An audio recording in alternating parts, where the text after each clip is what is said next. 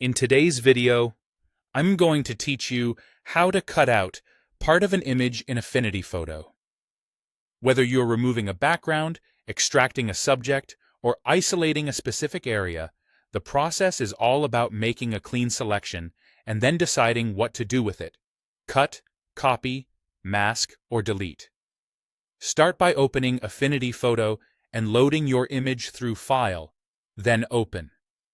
Once your image is on screen, the first goal is to select the part you want to keep or remove. You'll see the selection outlined by the familiar marching ants once it's active.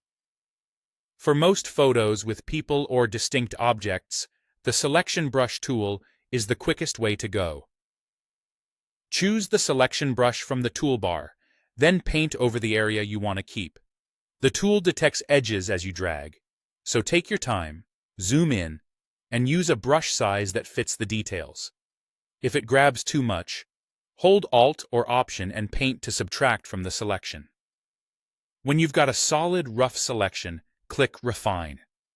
This opens a view where you can clean up edges, which is especially helpful for hair, fur, or semi-transparent areas. Switch preview modes, transparent, black, or white, to see your edges clearly against different backgrounds and refine until it looks natural.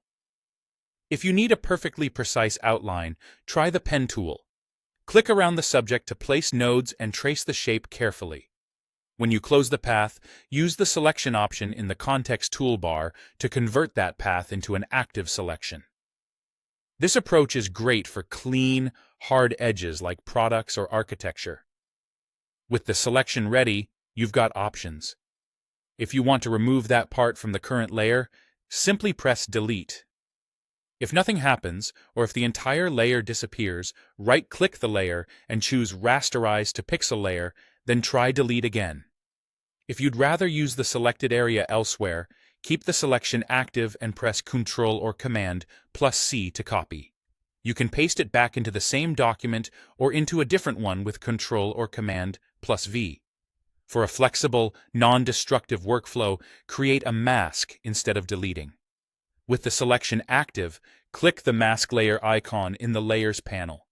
This hides everything outside your selection while keeping the original pixels intact, so you can adjust the mask later if needed. That's the core workflow. Open your image, make a clean selection with either the selection brush or pen tool, then delete, copy, or mask to achieve the cutout you want.